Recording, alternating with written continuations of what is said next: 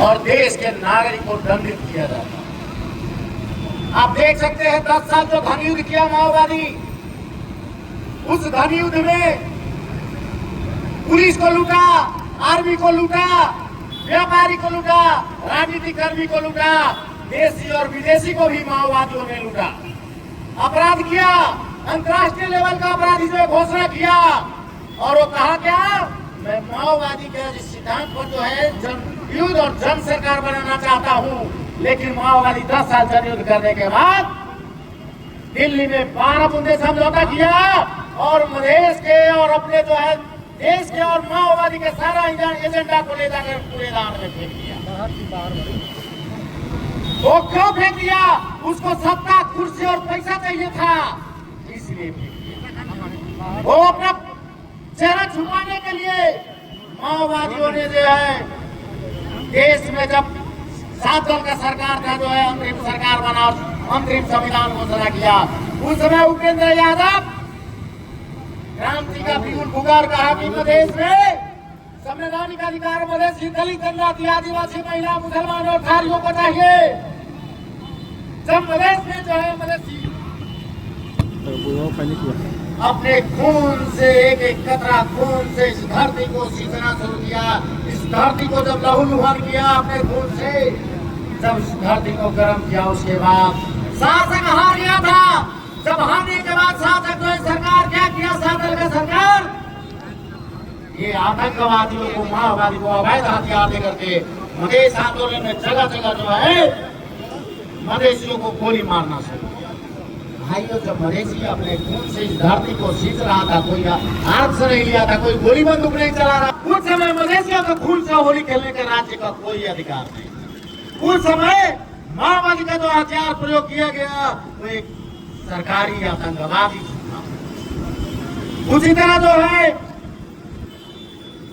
आपको टीकापुर जो घटना हुआ, उसमें थारू एक भी पुलिस को गोली नहीं मारा है, तो लाठी डंडा से मारा है।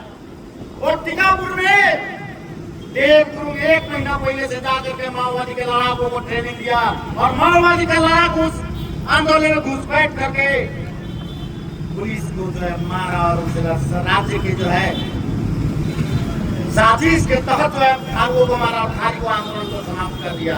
उस जगह थारू को हजारों परिवार को भी शामिल कर दिया गया, वहाँ की युवा पलायन हो गया, बहुत सारे लोगों के घर में ढुक करके इज्जत लूटा गया, मारा गया, हत्या हिंसा मचाया गया राज्य और माओवादी द्वारा, और आंदोलन को समाप्त कर दिया गया।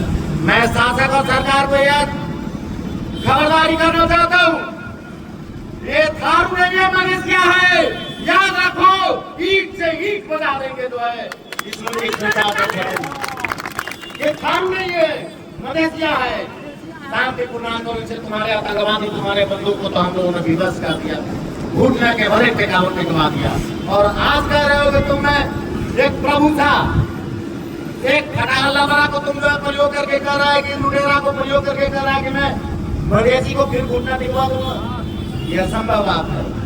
उस समय आपको माओवादी मधेसी को जो है अशांतिपूर्ण आंदोलन में घुसपैठ करके मधेसियों के भीड़ से जो है प्रभुता गोली चला रहा था, मैंने देखा था प्रभुता गोली चला करके माओवादी को मारा। राज्य उसको आज तक जो है वो सरकारी क्रिमिनल है। अगर सरकारी क्रिमिनल नहीं होता तो शांति प्रक्रिया में आने के बाद निर्वासित सैनिक के भाई को गोली मारा, उसके घर में उसके माँ के सिरा में गोली मारा, आज भी निशानियां चलिए देखेगा, जिंदा गाड़ दिया उसको ले जा करके जन अदालत लगा करके प्रभु था।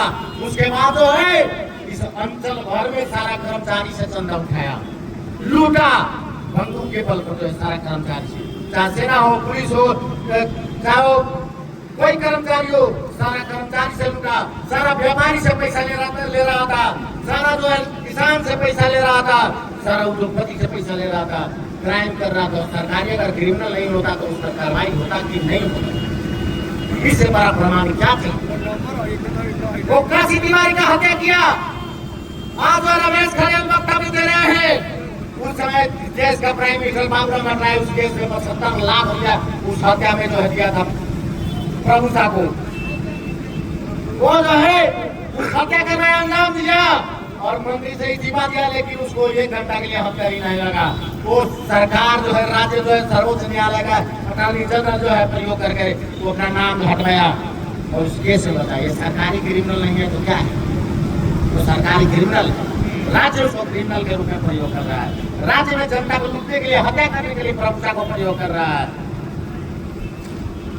अगर राज्य आज भी निष्पक्ष है, न्यायपालिका प्रमुख उठाना हमको, न्यायपालिका आज भी निष्पक्ष है, तो जो कर्मचारी सरकारी वकील से बचाया है उस सब पर कार्रवाई करके न्यायपालिका दिखा।